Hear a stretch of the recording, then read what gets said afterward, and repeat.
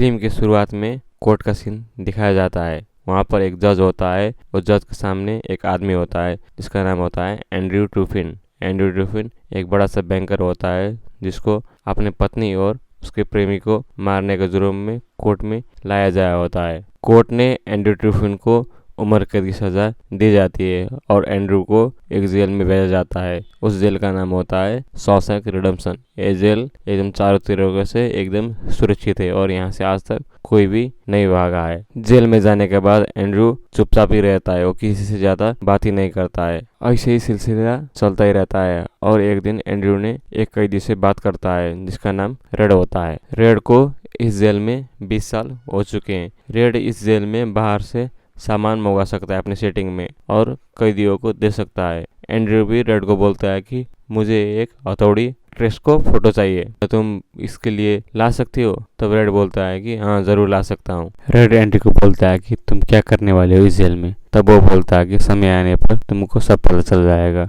तब red Andrew को बोलता है कि वो 3 कैदी तुम पर गंदी नज़र लगा के बैठे हैं, तुम ज़रा होशियार से रहना। अगले दिन रेड एंड्रयू को उसका सामान ला देता है। वो सामान में एक छोटा सा हथौड़ी होता है जो कि बहुत सा छोटा होता है। तब रेड सोचता है कि इतना छोटा सा हथौड़ी से अगर कोई जेल तोड़ने की कोशिश करेगा तो उसको सालों सालों लग जाएगा। दरअसल एंड्रयू को पत्थर तराशने का बहुत ज़्यादा शौक होता है और वो पत्थर तराशने के लिए उस हथौड़ी को जेल में मंगाया हुआ होता है। एक दिन जेल में अकेले पाकर को 3 कैदियों ने एक कोने पर ले जाकर पेल देते हैं और शारीरिक शोषण कर देते हैं, मगर उतना होने के बावजूद भी टेड ये बात किसी को नहीं बताता है। इतना सब कुछ होने के बाद भी एंडी ये बात किसी को भी नहीं बताता है और चुपचाप ही रहता है। एक दिन जेल के ऊपर छत में मरम्मत करने के लिए कुछ कैदियों को चुना जाता है। उस चुने हुए में एंडी और उसका साथी रेड भी दोनों होते हैं।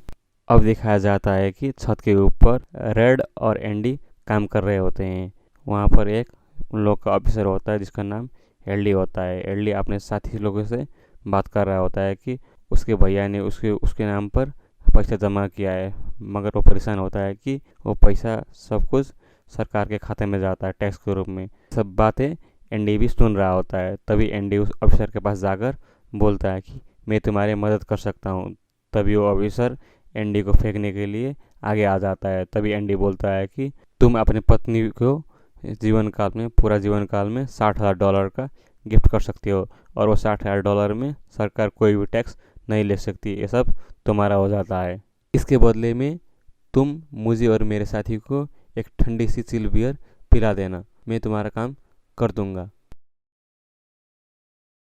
अब अगले सीन में दिखाया जाता है कि एंडी और उसका साथी लोग सब छत में बैठकर चिल बियर पी रहे होते हैं। फिर अगले सीन में दिखाया जाता है कि जेल में एक फिल्म चल रहा होता है। उस जेल में कभी कभी कैदियों को फिल्म भी दिखाया जाता है। तो अगले सीन में दिखाया जाता है कि एंडी फिल्म देख के बाहर निकल रहा होता है। जैसे ही बाहर निकलता है, जो 3 कैदी रहते हैं जिसने पहले ही एंडी को शारीरिक शोषण कर रहे होते हैं, उन लोगों ने उसको घेर के एक कमरे में ले जाया जाता है। एक कमरा वही होता है जहाँ से फिल्म चालू होता है। तब उन लोगों ने फिर से एंडी के ऊपर जबरदस्ती करने की कोशिश करते हैं। तो एंडी ने एक से बड़ा सा पत्थर लेके एक के ऊपर मार देता है और उसको घायल कर देता है। ये देखकर उसके साथी लोगों ने एंडी के ऊपर फिर से जबरदस्ती कर देते हैं। उन लोगों ने एंडी को बहुत मारते हैं, इतना मारते हैं कि एंडी हॉस्पिटल में पहुंच जाता है। और जो दूसरा होता है जो एंडी को मारा हुआ होता है, उसको जेल ने एक काल कोठरी में 1 महीने के लिए सजा के रूप में बंद कर दिया होता है। फिर 1 महीने का उसका कारावास खत्म हो जाता है। जैसे वो जाता है तब वहाँ पर वही ऑफिसर होता है जिसने एंडी से अपना टैक्स शूट कराया होता है। तो उस ऑफिसर ने उस कैदी को इतना मारता है वो एकदम लूला लपंगला हो जाता है और वहाँ से चला जाता है। अब दिखाया जाता है कि कुछ दिनों बाद जेल का जो वार्डन होता है वो एंडी के सेल में तलाशी के लिए आ जाता है। वार्डन एंडी के सेल के अंदर घुसकर तलाशी कर रहा होता है। तो अभी वार्डन एंडी के हाथ में एक बाइबल देख लेता है और वो खींच लेता है। वो देखता है कि एंडी के सेल में चारों तरफ बड़ी बड़ी पोस्टरें लगी होती है। सभी पोस्टर बड़ी बड़ी रोहिणी की रहती है और वाल की दूसरी तरफ एक बड़ा सा पोस्टर रहता है जो कि एक मशहूर एक्ट्रेस की होती है। में बहुत ढूंढने के बाद भी वार्डन को हथौड़ी नहीं मिलती जो उसने बाहर से मंगवाया होता है। तलाशी करने के बाद वार्डन वहां से चला जाता है और जाते जाते उसका वो बाइबल उसको दे देता है। दरअसल वो हथौड़ी उस बाइबल के अंदर होती है। वार्डन उस मुलाकात से एंडी के ऊपर एकदम इम्प्रेस हो जाता है। तो एंडी को अपने ऑफिस में बुला लेता है और एंडी को असिस्टेंट लाइब्रेरी का पोस्ट दे देता है। लाइब्रेरी में एक बूढ़ा सा आदमी होता है है जो कि उस लाइब्रेरी में बहुत सालों से काम कर रहा होता है। एंडी को उसके नीचे रहकर काम करने का मौका मिल जाता है। इसके अलावा एंडी वहाँ पर बैठकर बाकी सब ऑफिसरों का टैक्स का खाता भी देखता है। देखते देखते उसके पास बहुत सारा काम हो जाता है और काम करने के लिए उसको एक हेल्पर की जरूरत होता है और वो अपने दोस्त रेड को अपने हेल्प के लिए बुला लेता है। अब जेल का सीन दिखाया जाता है जहाँ पर वार्डन एक प्रोग्राम का अनाउंस करता है जिस प्रोग्राम का नाम होता है इन आउट। प्रोग्राम के तहत जेल के कैदियों को बाहर ले जाकर बाहर का काम करवाया जाता है। इस प्रोग्राम के तहत वार्डन ने बहुत पैसा कमाया लिया होता है मगर ये सब पैसा ब्लैक का होता है। ब्लैक पैसा का मैनेज करने का काम एंडी कर रहा होता है। ब्लैक मनी छुपाने के लिए वार्डन ने सभी पैसा एक बेनामी अकाउंट में डाला हुआ होता है। दरअसल पैसा उस अकाउंट में डाला जाता है जिसका कोई अस्तित्व ही नहीं होता है, जो आदमी कभी पैदा ही नहीं होता है। बाद में जब चेकिंग होगा तब पुलिस वो आदमी को ढूंढ रही होती है जो कभी इस दुनिया में है ही नहीं। इसलिए वार्डन उससे बचने का प्लान बना लेता है। अब दिखाया जाता है कि जेल में एक नया कैदी आता है जिसका नाम टॉमी होता है। टॉमी एकदम यंग रहता है। टॉमी ने बहुत सारा जेल में सजा काटकर इस जेल में सजा काटने के लिए आया होता है। एक दिन टॉमी एंडी के पास जाकर बोलता है कि मुझे से एक मदद चाहिए और टॉमी बोलता है कि मुझे एक बुक्स की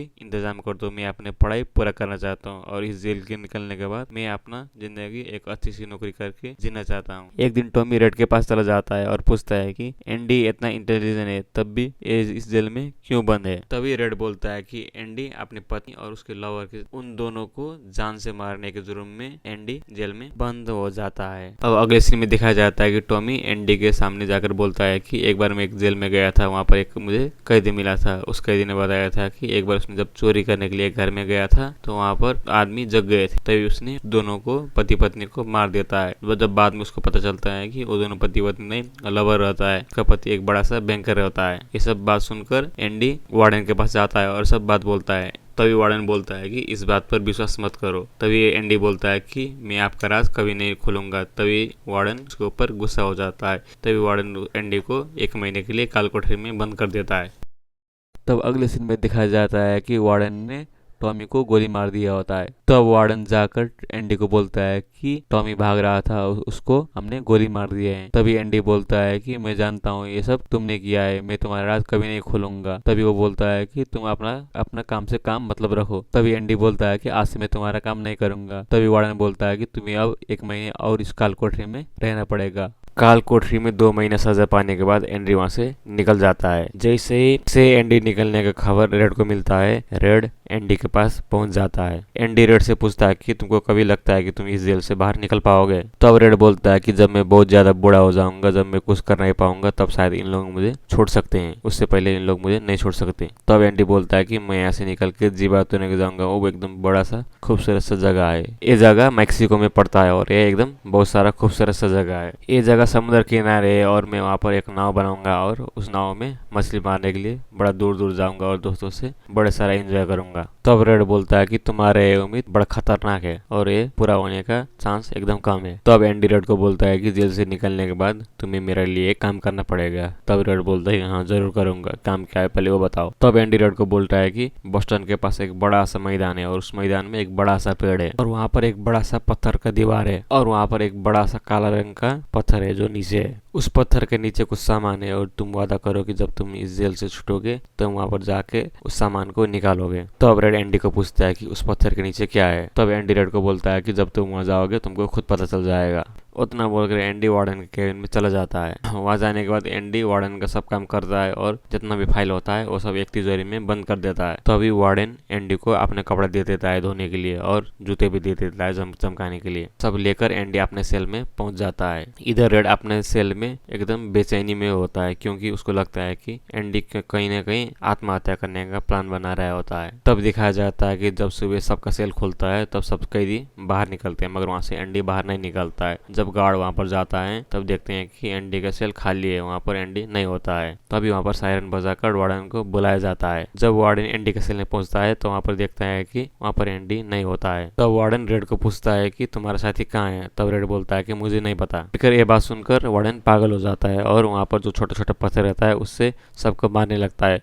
एक पत्थर जाकर दीवार में लगता है जहाँ पर एक बड़ा सा पोस्टर होता है मगर उस पोस्टर से पत्थर आर पार हो जाता है। वो वार्डन उस पोस्टर को हटाता है तो वहाँ वहाँ पर देखता है कि एक छोटा सा सुरंग है वहाँ पर। कर वार्डन हैरान हो जाता है और पागल हो जाता है। तभी वार्डन सब गार्ड्स को एंडी को ढूंढने के लिए उस सुरंग के पीछे भेज देता है। वहाँ पर गार्ड को एंडी के पुराने जूते, पुराने कपड़े और वो छोटा सा हथौड़ी मिलता है जो एंडी ने 20 साल पहले रेड से मंगाया होता है। तब सबको पता चलता है कि एंडी ने इस छोटे से हथौड़ी से 20 साल तक दीवारों को कूट कूट कर सुरंग बनाया है। अगले सीन में दिखाया जाता है कि एंडी एक बैंक में होता है। ये वही बैंक है जिसमें वार्डन का पैसा बेनामी से जमा हुआ होता है। वहाँ पर जितना भी पैसा जमा हुआ होता है वो सब एंडी निकाल लेता है। वो सारा पैसा $2.9 मिलियन होता है। पैसा निकालने के बाद एंडी ने को काले धन का रिकॉर्ड सब पुलिस को दे देता है और प्रेस को भी दे देता है। अगले दिन वार्डन अपना केबिन खोलता है तो वहाँ पर उसका डॉक्यूमेंट नहीं होता है। वहाँ पर एक सिर्फ बाइबल होता है जो एंडी ने रखा हुआ होता है। तब वो बाइबल खोल के देखता है, वहाँ पर एक हथौड़ी के शेप में कटा हुआ होता है। तब उसको पता चलता है कि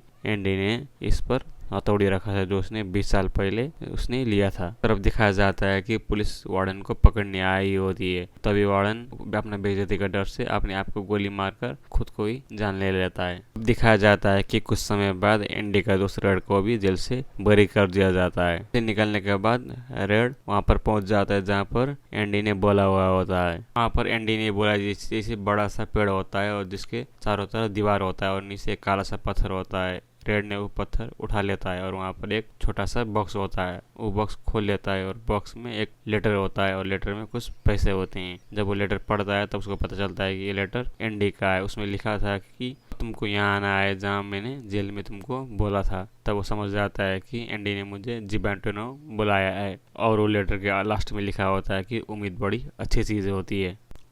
चिट्ठी पढ़ने के बाद रेड एंडी से मिलने के लिए वहाँ पर पहुँच जाता है।